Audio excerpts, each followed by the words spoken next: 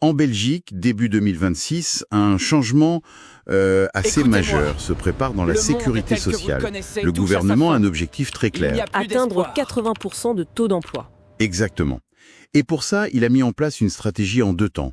Une sorte de tenaille, si on veut, pour resserrer les taux autour des chômeurs et des malades de longue durée. Notre mission aujourd'hui, avec les analyses et les déclarations ministérielles de janvier, c'est de bien comprendre comment cette tenaille fonctionne. Allez, on décortique ça ensemble. C'est exactement ça, une stratégie de tenaille. Et ce n'est pas un hasard si les deux volets sont activés en même temps. Il faut vraiment voir ça comme une histoire de vase communicant. Ah oui, cette fameuse théorie. Oui, pendant des années, quand on durcissait les règles du chômage, on observait un glissement.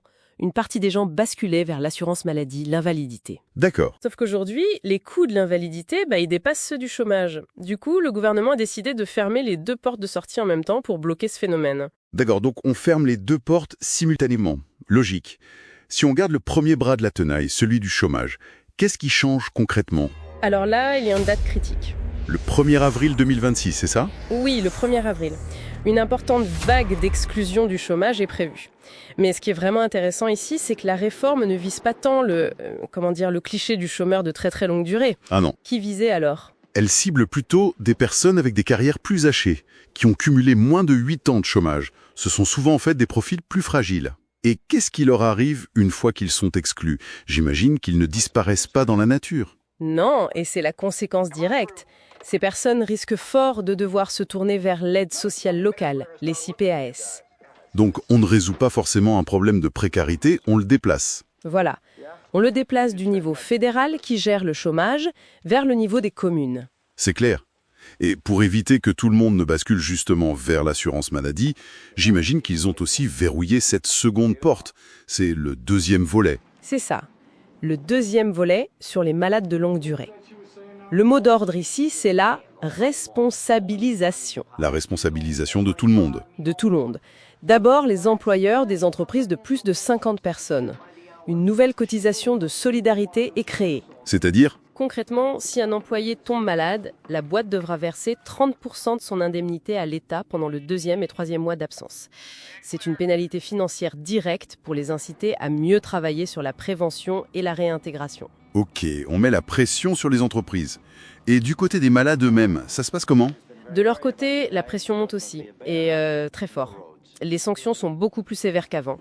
Un simple oubli, comme ne pas remplir un questionnaire à temps ou manquer un rendez-vous, Oui, ça peut entraîner une retenue de 10% sur les indemnités. attendez, 10% juste pour un questionnaire? Ça paraît incroyablement dur. Surtout pour quelqu'un qui est peut-être en détresse psychologique et pour qui la paperasse est un cauchemar. C'est un changement de ton très net. Manquer un contrôle médical peut même mener à la suspension totale des revenus. Carrément. Et comme si ça ne suffisait pas, on a eu une annonce choc le 29 janvier. Le ministre de la Santé, Frank Vandenbroek, a proposé de mettre fin au statut d'invalide à vie. Ah oui, j'ai vu passer ça. C'est radical. Ça veut dire quoi concrètement? Que quelqu'un atteint d'une maladie chronique devrait se justifier tous les ans? C'est une charge administrative monstre. C'est plus que ça, c'est un changement complet de philosophie. Ce qui est fascinant, c'est qu'on ne certifierait plus une incapacité de travail. Mais alors on ferait quoi à la place? On ferait une évaluation annuelle du potentiel de travail restant. Du potentiel restant. Oui, le ministre justifie ça en disant que les traitements médicaux évoluent et que le télétravail, par exemple, ouvre de nouvelles possibilités. Il a bien précisé que les pathologies très lourdes, comme les cancers en traitement, ne seraient pas concernées. La cible, c'est qui alors? La cible principale, ce sont plutôt les troubles musculo-squelettiques et les problèmes psychosociaux comme le burn-out. D'accord. Donc, si on fait le bilan de tout ça, on assiste à une pression coordonnée, simultanée, sur les 2 grands filets de sécurité sociale en Belgique. Tout ça avec cet objectif de 80% de taux d'emploi en ligne de mire. C'est la synthèse parfaite. Et ça nous laisse avec la grande question. Celle qui n'est pas dans les textes de loi, mais qui découle de toute cette stratégie. Et quelle est cette question? L'objectif est de pousser ces profils fragilisés à retourner sur le marché du travail. Mais cette stratégie de double verrouillage soulève une interrogation cruciale. Si ce marché du travail n'est pas prêt ou pas capable de les absorber, Qu'est-ce qui se passe? est-ce que le système ne risque pas simplement de transformer une précarité gérée par l'assurance, donc le chômage, la maladie, en une précarité gérée par l'assistance, c'est-à-dire l'aide sociale des CPAS? Ce qui serait, au fond, un constat d'échec du modèle d'assurance. Exactement. L'échec du modèle d'assurance sociale au profit d'un modèle d'assistance pour les plus démunis. Bienvenue à l'échange, nous sommes au tout début de l'année 2026 et pour des milliers de Belges, un compte à rebours est lancé.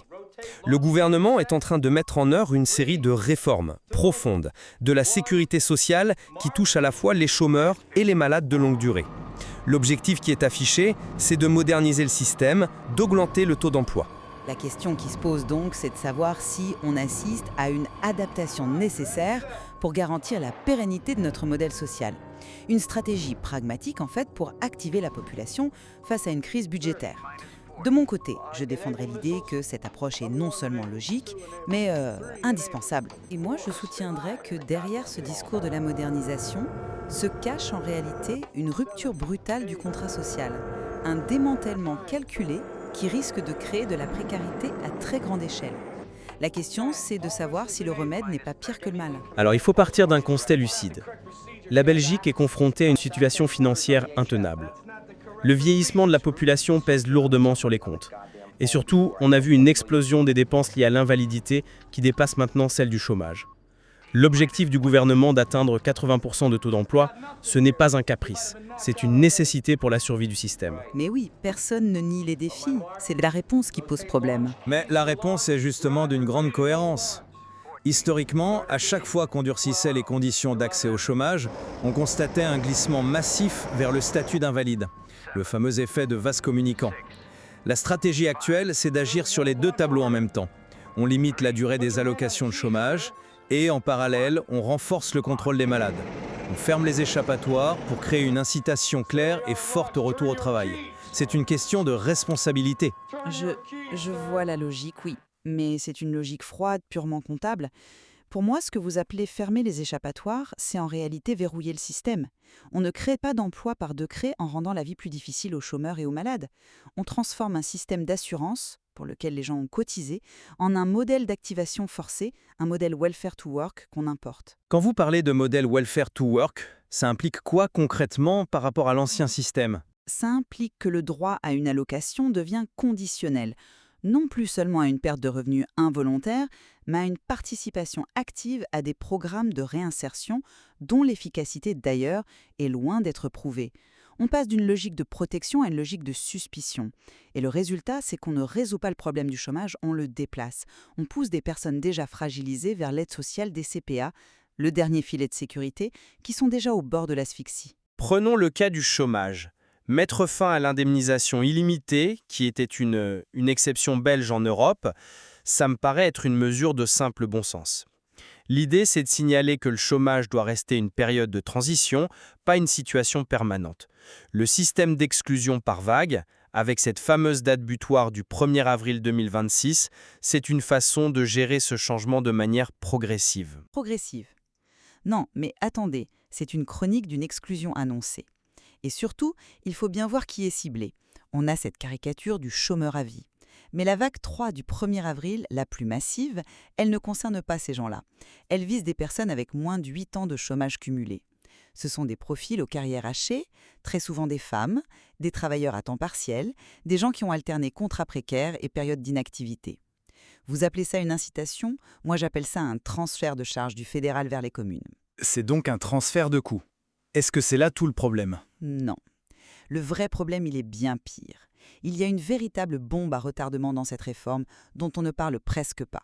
C'est-à-dire ? Une personne qui est exclue du chômage le 1er avril 2026 et qui ne retrouve pas de travail ou n'entre pas dans le système du CPAS, eh bien elle perdra sa couverture soins de santé. Le couperet tombe après un délai de 2 ans. Ça veut dire que le 1er janvier 2028, on pourrait se retrouver avec des milliers de personnes sans aucun remboursement pour leurs visites chez le médecin, leurs médicaments, leurs hospitalisations. Attendez, là ce point, il est fondamental. Vous êtes certaine que la perte de la couverture santé est une conséquence automatique, inévitable ? C'est la conséquence légale actuelle si la personne n'est ni au travail, ni au chômage, ni couverte par le CPAS.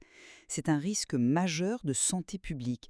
On ne parle plus d'incitation au travail, là on parle de créer une nouvelle classe de citoyens privés d'un droit fondamental. C'est une rupture sans précédent. Je vous l'accorde, c'est un point de vigilance extrême, mais on peut aussi y voir le signe que le système est conçu comme un tout. L'objectif est bien de ne laisser personne sur le côté, que ce soit via l'emploi ou via l'aide sociale qui, elle, maintient ses droits. Mais cette logique d'activation, elle ne s'applique pas qu'aux chômeurs, elle est appliquée avec encore plus de force aux malades de longue durée. C'est là que le concept de responsabilisation prend tout son sens. J'ai beaucoup de mal avec ce mot. Prenons une mesure concrète. La nouvelle cotisation de solidarité pour les entreprises de plus de 50 travailleurs. Qui n'est rien d'autre qu'une nouvelle taxe sur les entreprises qui gardent leurs malades, n'est-ce pas? Non, c'est un incitatif. Voilà comment ça fonctionne. Jusqu'à présent, une fois le premier mois de salaire garanti écoulé, le coût de l'absence était entièrement socialisé. L'entreprise ne payait plus rien. Désormais, pour le deuxième et le troisième mois d'absence, l'entreprise paye une cotisation équivalente à 30% de l'indemnité. Ça la force à réfléchir dès le premier jour à la réintégration du travailleur, à proposer des aménagements, au lieu de simplement se décharger du problème sur la collectivité. Et vous pensez sincèrement que la réaction d'une entreprise, ça va être de devenir plus bienveillante? Moi, j'y vois plutôt une incitation à se débarrasser plus vite d'un travailleur qui commence à coûter cher. D'autant plus qu'en parallèle, on a réduit le délai pour invoquer la force majeure médicale de 9 à 6 mois. C'est un outil formidable pour nettoyer les effectifs. Ou pour apporter plus rapidement de la clarté, tant pour l'employé que pour l'employeur. De la clarté, bien sûr. C'est un ultimatum de 6 mois. Soit tu vas mieux, soit tu es dehors. C'est un délai de 6 mois pour établir une trajectoire réaliste. La responsabilisation, elle est partagée. Et elle s'applique aussi aux malades eux-mêmes, avec un durcissement des sanctions. Par exemple, une absence non justifiée à un contrôle médical entraîne la suspension totale des indemnités. Voilà, on y est. La responsabilisation est un euphémisme pour un système punitif. La suspension totale des indemnités, c'est ce que j'appelle l'arme atomique. Vous privez une personne malade qui n'a que ça pour vivre de toutes ses ressources du jour au lendemain pour une seule absence à un rendez-vous. Vous l'appelez une arme atomique, mais quelle est l'alternative ? S'il n'y a aucune conséquence au refus de coopérer à un trajet de retour au travail, tout le système devient facultatif et donc inefficace. Entre aucune conséquence et la suppression de 100% des revenus, il y a une marge. Une retenue de 10%, comme pour le refus de répondre à un courrier, c'est une sanction. La suspension totale, c'est une mise à mort sociale. Ce n'est plus de l'accompagnement, c'est de la coercition. Je vous concède que la mesure est extrêmement dure, personne ne le nie, mais elle est vue comme un ultime recours face à un manque de coopération manifeste qui coûte cher à la collectivité. Et cette philosophie nous mène directement à la proposition la plus récente et la plus audacieuse, celle du ministre Van den Broek, la réévaluation annuelle du statut d'invalide. Ça, c'est le bouquet final. C'est une vision moderne. L'idée, c'est de ne plus se focaliser sur l'incapacité d'une personne, mais sur son potentiel restant. La médecine progresse, les conditions de travail évoluent, le télétravail, l'ergonomie. Une incapacité diagnostiquée il y a 5 ans n'est pas nécessairement permanente. Le projet, c'est de faire de l'invalidité un statut temporaire, réévalué chaque année, et non plus une voie de garage jusqu'à la pension. C'est une approche qui valorise l'individu. C'est une approche qui institutionnalise l'insécurité. Vous parlez de vision dynamique. Moi, je parle d'une source d'anxiété immense pour des centaines de milliers de malades chroniques.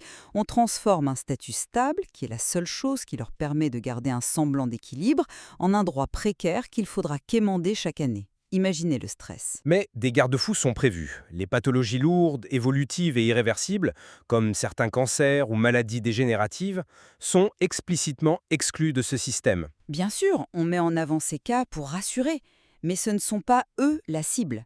La cible réelle, c'est l'immense groupe de personnes qui souffrent de troubles musculo-squelettiques ou de problèmes psychosociaux comme le burn-out. Des gens qui n'ont pas de preuves médicales visibles comme une radio ou une analyse de sang. Et pour eux, c'est la double peine. Non seulement ils sont malades, mais en plus, ils devront chaque année prouver qu'ils le sont encore. L'objectif est d'avoir un suivi plus régulier, plus actif. L'objectif est de faire des économies en poussant les gens à sortir du statut. Et ça provoque un effet pervers terrible. On brise l'alliance thérapeutique entre le médecin et son patient. Le médecin traitant, qui est le confident, le soignant, est transformé en contrôleur au service de l'État. Il doit évaluer le potentiel de travail de son patient. C'est une perversion totale de sa mission.